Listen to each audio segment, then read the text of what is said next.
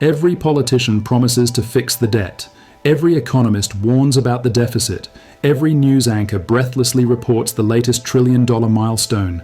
And every American is told to worry about the crushing burden we're leaving our children. But what if I told you that almost everything you think you know about America's debt is a carefully crafted illusion?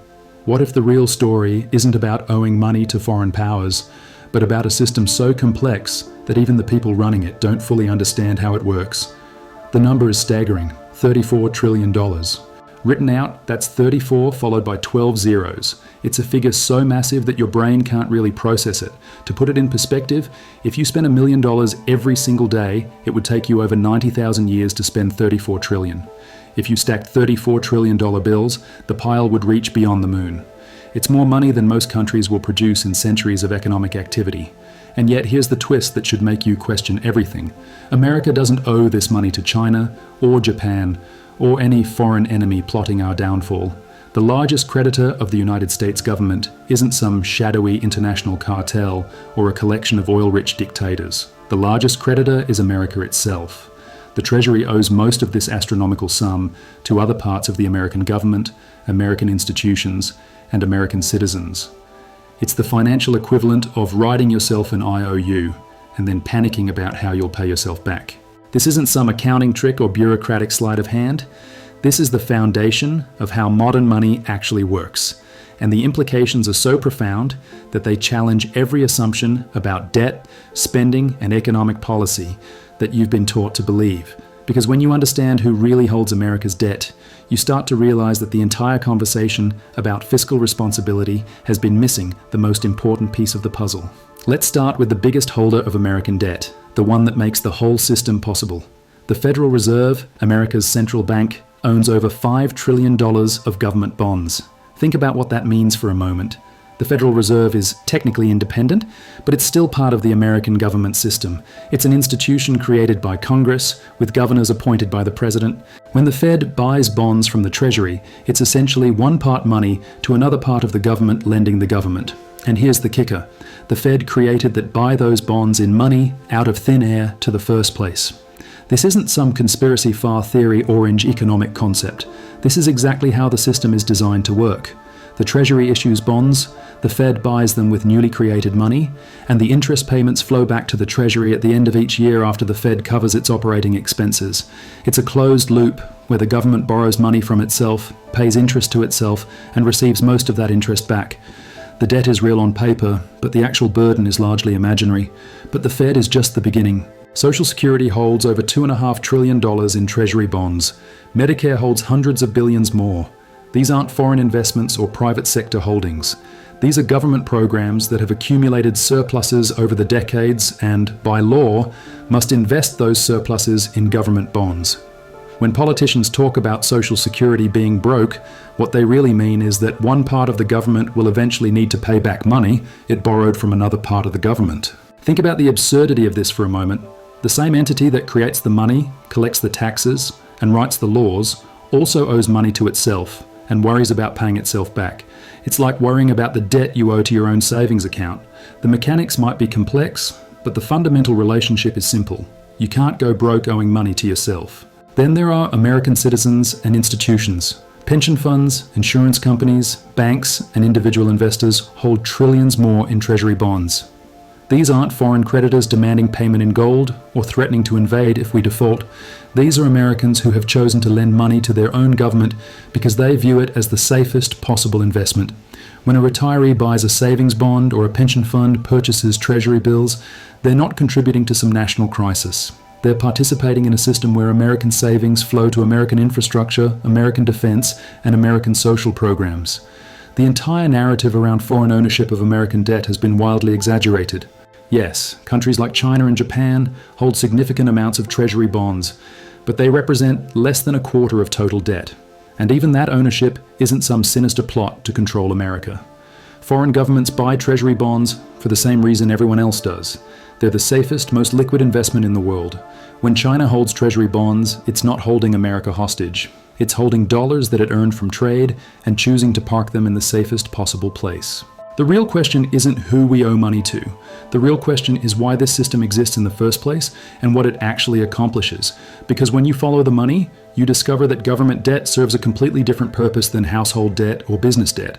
It's not about borrowing money you don't have to buy things you can't afford. It's about creating the financial infrastructure that makes modern commerce possible. Every dollar in your wallet, every digit in your bank account, every electronic payment you make exists because the government issued debt to create it. The money supply isn't backed by gold sitting in some vault. It's backed by the full faith and credit of the United States, which is really just another way of saying it's backed by the government's ability to tax and spend and regulate the economy. Treasury bonds aren't just investments. They're the foundation of the entire monetary system. Banks need safe assets to balance their books. Insurance companies need predictable returns to pay future claims. Pension funds need steady income to pay retirees. Foreign governments need a place to park their dollar reserves. Treasury bonds serve all these functions simultaneously, creating a web of financial relationships that keeps money flowing through the economy.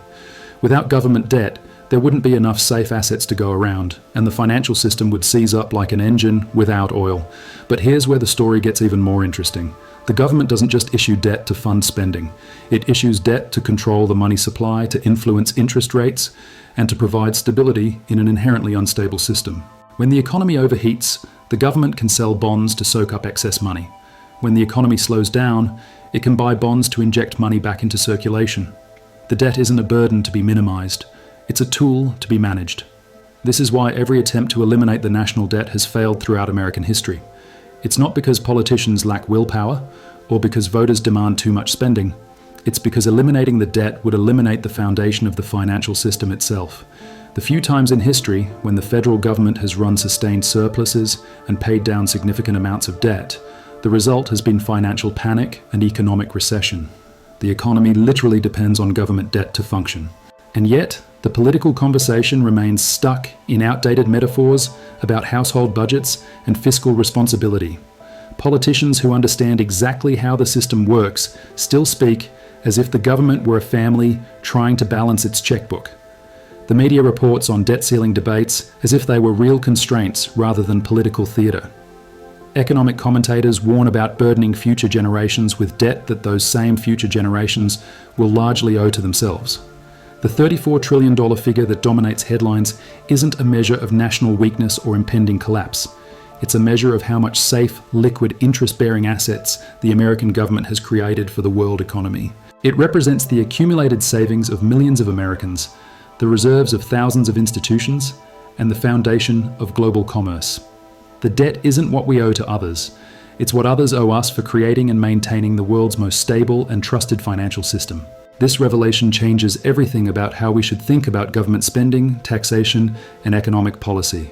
When you realize that the debt is mostly money we owe to ourselves, the traditional arguments about fiscal restraint start to crumble.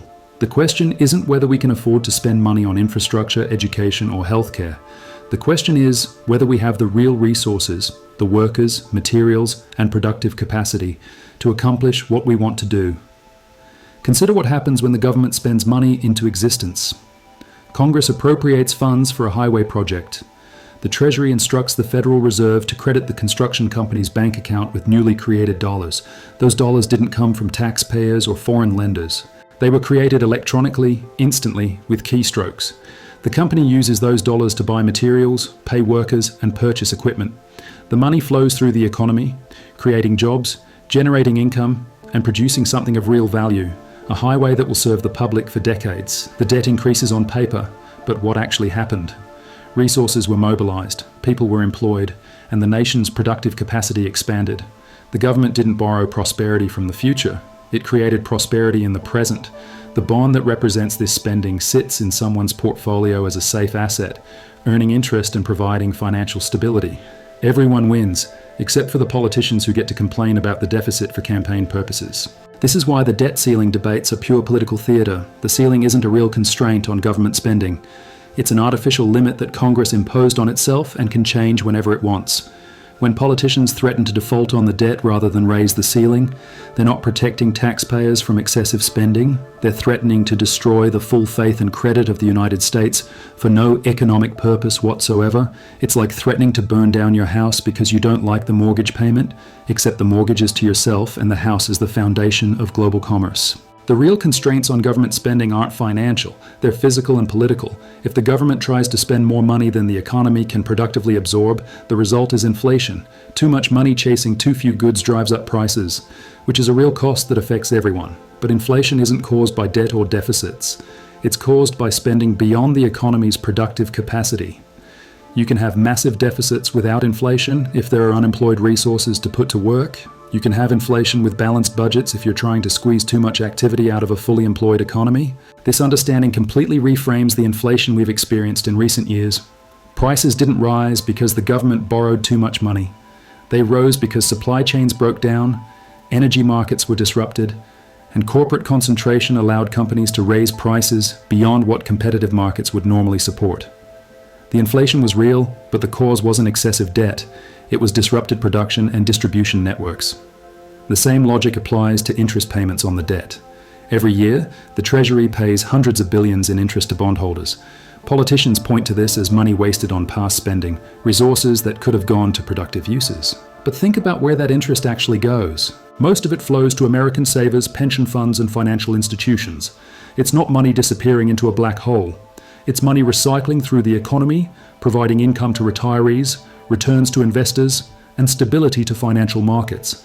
When the Federal Reserve holds government bonds, the interest payments flow back to the Treasury after expenses. When Social Security holds bonds, the interest helps fund benefits for current retirees. When American citizens hold bonds, the interest provides safe income in an uncertain world. Even when foreign governments hold bonds, they typically spend the interest payments on American goods and services, supporting American jobs and businesses. The interest isn't a burden. It's a feature of the system that distributes income and maintains stability. But perhaps the most profound implication of understanding government debt is what it reveals about taxation.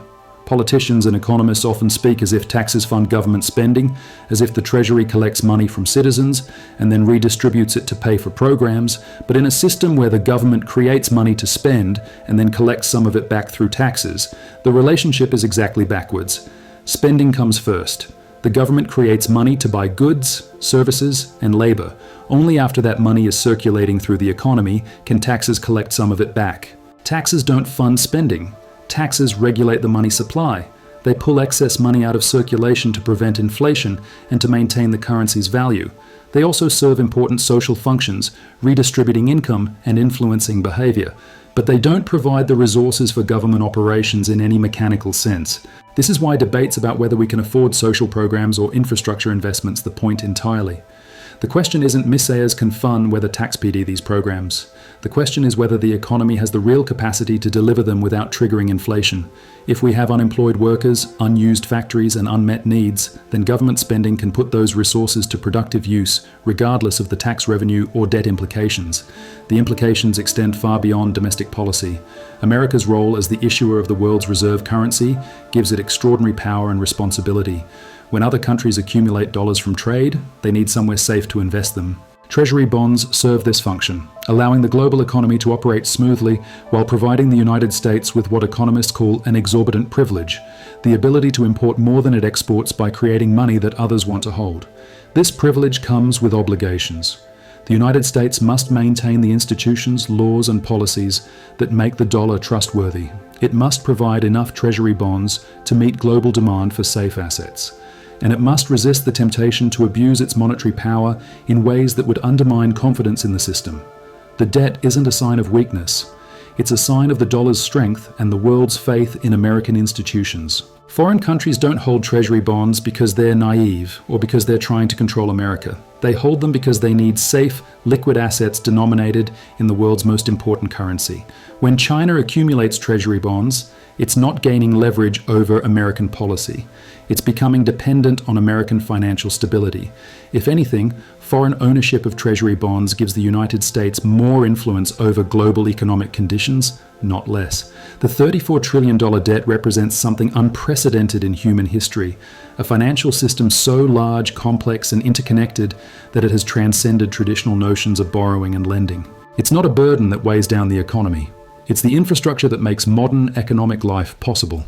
Every mortgage, every corporate bond, every bank loan, every retirement account depends on the foundation of Treasury bonds that provide stability, liquidity, and safety in an inherently risky world. Understanding this system doesn't mean that all government spending is wise or that fiscal policy doesn't matter. Resources are still limited, choices still have consequences, and bad policies can still cause real harm. But the constraints are different than what most people imagine. The question isn't whether we can afford to invest in our future. The question is whether we can afford not to. So the next time you hear a politician warning about the crushing debt burden, or an economist predicting fiscal apocalypse, or a news anchor breathlessly reporting the latest trillion-dollar milestone, remember what you've learned here. The $34 trillion debt isn't a bomb waiting to explode. It's the foundation that holds everything together. America doesn't owe this money to foreign powers plotting its downfall. America owes it to Americans, to institutions that depend on stability, and to a global system that relies on the dollar's strength. The real illusion isn't the debt itself. The real illusion is the belief that government finances work like household finances, that money is scarce when it can be created, that debt to yourself is the same as debt to strangers. Once you see through that illusion, everything changes. The constraints become real constraints about resources and productivity, not imaginary constraints about borrowing limits and deficit spending. The debates become about what we should build, not whether we can afford to build it. The system is more fragile than its defenders admit, and more resilient than its critics claim. But most importantly, it's ours. The $34 trillion debt isn't what we owe to the world. It's what the world owes to us for creating and maintaining the financial infrastructure that makes modern civilization possible. And that's a debt that can never be fully repaid. If this changed how you think about money and power, hit subscribe. The truth is always more interesting than the headlines.